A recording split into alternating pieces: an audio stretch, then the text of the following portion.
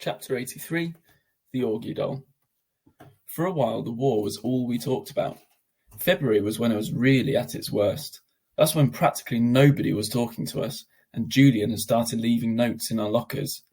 The notes to Jack were stupid, like, "You stink, big cheese," and "Nobody likes you anymore." I got notes like, "Freak," and another that said, "Get out of our school, orc." Summer thought we should report the notes to Miss Rubin, who was the middle school dean, or even Mr Tushman, but we thought that would be like snitching. Anyway, it's not like we didn't leave notes too, though ours weren't really mean. They were kind of funny and sarcastic. One was, "You're so pretty, Julian. I love you. Will you marry me? Love, Beulah." Another was, "Love your hair. Kiss, kiss, kiss, Beulah." Another was, "You're a babe. Tickle my feet. Kiss, kiss, Beulah." Beulah was a made-up person that me and Jack came up with. She had really gross habits, like eating the green stuff in between her toes and sucking on her knuckles. And we figured someone like that would have a real crush on Julian, who looked and acted like someone in the Kids Bop commercial. There were also a couple of times in February when Julian, Miles, and Henry played tricks on Jack. They didn't play tricks on me, I think, because they knew if they got caught bullying me, it would be big-time trouble for them. Jack, they figured, was an easier target.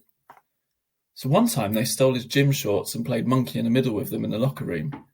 Another time, Miles, who sat next to Jack in homeroom, swiped Jack's worksheet off his desk, crumpled it in a ball, and tossed it to Julian across the room.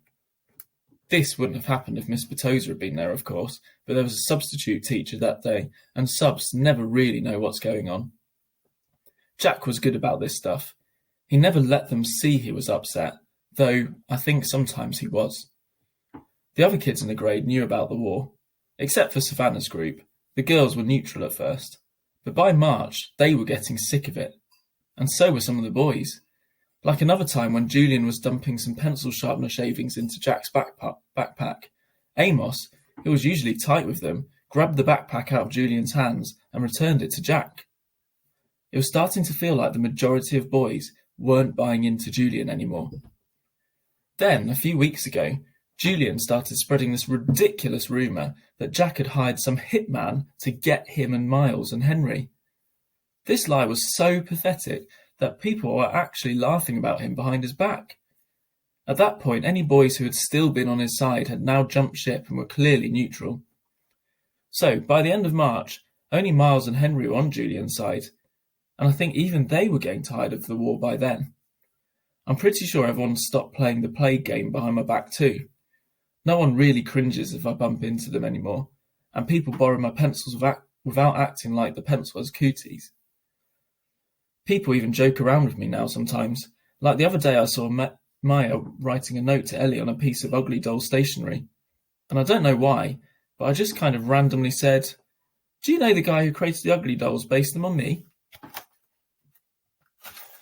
Maya looked at me with her eyes wide open, like she totally believed me. Then, when she realised I was only kidding, she thought it was the funniest thing in the world. "You are so funny, August," she said. And then she told Ellie and some of the other girls what I'd just said, and they all thought it was funny too.